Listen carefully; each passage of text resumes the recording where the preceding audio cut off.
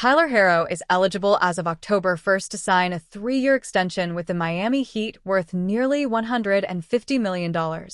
If the team's other offseason activity is any indication, he's not getting it. This isn't just in reference to the full $150 million either. We are talking about Herro getting an extension, period. Even if he's willing to take less, the Heat have telegraphed their plans for the future. And their blueprint includes opening up cap space next summer, if not during the 2027 offseason. The Heat may not want to give up cap space. Extending Herro on any type of deal runs in stark contrast to this approach. He is already on the books for 2026 to 27, but he's scheduled to come off the ledger during 2027 free agency. Bam Adebayo is the only Miami player owed guaranteed money that summer. The Heat, in theory, could have over $90 million in spending power. Putting Herro on the docket at any type of price, a max extension would pay him $46.2 million that year, substantially knives into that space.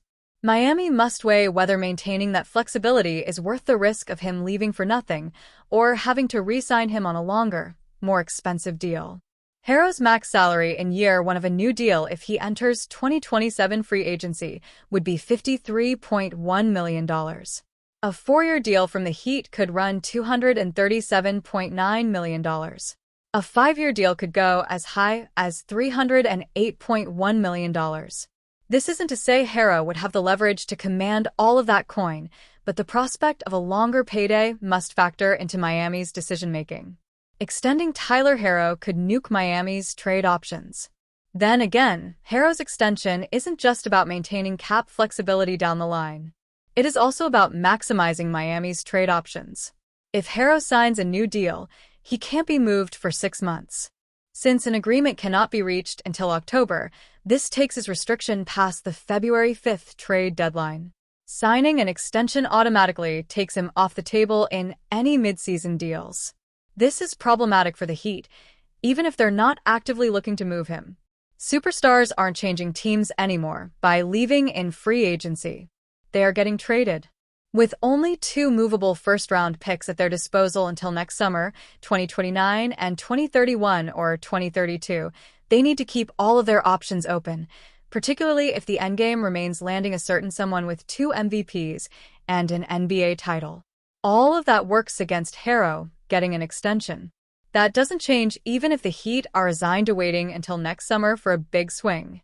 A new deal for Herro puts him on the books for multiple years, and a team selling off its superstar and entering a rebuild may prefer the value and flexibility he brings as an expiring contract. Rest assured, Miami's all-star guard will be paid at some point. It just isn't happening before next season. And frankly, that payday may never come from the Heat. The Miami Heat is still 1 month away from beginning training camp, but the Eurobasket tournament will provide an early glimpse of a few Heat players. Eurobasket, which opens Wednesday and ends on September 14th, will feature 3 players on the Heat's current roster: forward Simone Fontecchio with Italy, forward Nikola Jovic with Serbia, and guard Pelle Larsson with Sweden. The Heat is one of only 4 NBA teams with 3 or more players taking part in Eurobasket this year. The others are the Atlanta Hawks, Orlando Magic, and Washington Wizards. Fontecchio is the only NBA player on Italy's roster. Jovic is one of 4 NBA players on Serbia's roster along with Nikola Jokic, Bogdan Bogdanovic, and Tristan Vukcevic, and Larsson is the only NBA player on Sweden's roster. Serbia and Sweden have yet to win gold at Eurobasket, but Italy has already won the Eurobasket title twice. Italy won gold at Eurobasket in 1983 and 1999. What's the format for the tournament? 24 teams are split into 4 groups of 6 for a round-robin group stage, and then the top 4 teams from each group advance to a 16-team single-elimination knockout bracket to determine the champion. With each team playing 5 group play games, here are the group stage games involving Heat players, all Eastern Time: Fontecchio and Italy versus Greece on Thursday at 2:30 p.m. in Cyprus, versus Georgia on Saturday at 8 a.m. in Cyprus, versus Bosnia and Herzegovina on Sunday at 2:30 p.m. in Cyprus, versus Spain on Tuesday at 2:30 p.m. in Cyprus, and versus Cyprus on September 4th at 11:15 a.m. in Cyprus. Jovic and Serbia. versus Estonia on Wednesday at 2:15 p.m. in Latvia, versus Portugal on Friday at 2:15 p.m. in Latvia, versus Latvia on Saturday at 11 a.m. in Latvia, versus Czechia on Monday at 2:15 p.m. in Latvia, and versus Turkey on September 3rd at 2:15 p.m. in Latvia. Larson and Sweden versus Finland on Wednesday at 1:30 p.m. in Finland, versus Germany on Friday at 6:30 a.m. in Finland, versus Great Britain on Saturday at 9:30 a.m. in Finland, versus Montenegro on Monday at 6:30 a.m. in Finland, and versus Lithuania on September 3rd at 9:30 a.m. in Finland. All Eurobasket games can be streamed live on Courtside 1891, with the knockout rounds beginning on September 6th and being played in Latvia. The round of 16 will be played on September 6th and 7th, the quarterfinals will be played on September 9th and 10th, the semifinals will be played on September 12th, and the third-place game and final game will be played on September 14th. Going on a deep Eurobasket run would lead to a quick turnaround for Fontecchio, Jovic, and Larson. The Heat is scheduled to hold its annual media day on September 29th before opening training camp on September 30th at Florida Atlantic University in Boca Raton to kick off the 2025-26 NBA season. Coming into the offseason, the Miami Heat were expected to make a strong attempt at landing a superstar. Kevin Durant was seen as the most viable target. Durant ultimately ended up with the Houston Rockets. Miami pivoted by acquiring Norman Powell in a 3-team trade. However, Pat Riley is always on the lookout for ways to improve the Heat's roster. After all, under Riley's leadership, rebuilds aren't a thing. With that in mind, Bleacher Report's Andy Bailey recently proposed a blockbuster 5-team deal that would land Karl-Anthony Towns with Eric Spoelstra's roster. The proposed deal would look like this. New York Knicks get Giannis Antetokounmpo. Milwaukee Bucks get Andrew Wiggins, Terry Rozier, Harrison Barnes, a 2026 first-round pick from New York via Washington, a 2030 first-round pick from Miami, a 2030 first-round pick swap from New York, a 2032 first-round pick swap from New York, a 2032 first-round pick from Miami, a top 50 protected 2031 second-round pick from Utah, and 3 second-round picks from New York. Miami Heat get Karl-Anthony Towns.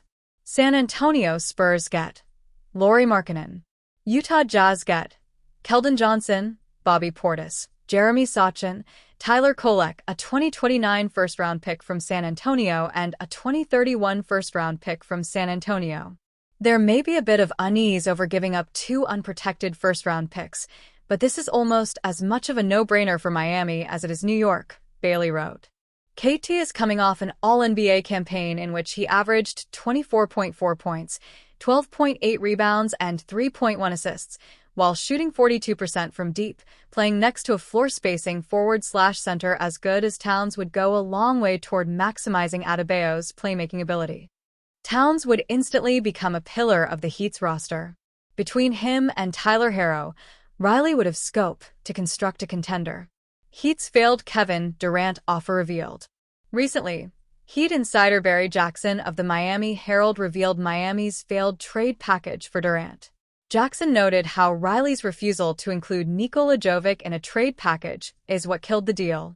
Per source with direct knowledge, he was willing to offer Wiggins, Rozier, Highsmith, Jacquez, and 20th pick in June's draft for Durant and Cody Martin, Jackson reported via X.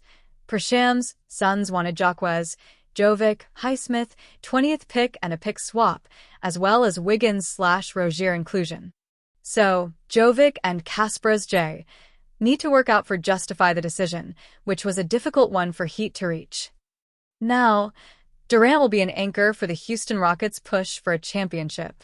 Nevertheless, Miami has kept all of its young talent for a future push to land a superstar. Heat could let Powell leave next summer. In another interesting twist, Powell, who joined the Heat this summer, could walk in free agency in 12 months' time. According to NBC Sports' Kurt Helin, Powell's age could lead the Heat to letting him test the free agency market. He was traded to Miami for the final year of his contract, making $20.5 million, Helin wrote. He is coming off a season where he made a leap in year 10 and averaged 21.8 points a game while shooting 41.8% from beyond the arc. Helen continued. At age 32, the Clippers were hesitant to give Powell the longer extension that he wanted, which helped lead to the trade, but is Miami going to feel any differently? Miami is also trying to keep its books clean to make a big swing at a superstar down the line. While the Heat and Powell may work out an extension, his hitting free agency seems a very real possibility. If the Heat project to have legitimate cap space next summer, letting Powell walk could be a smart move.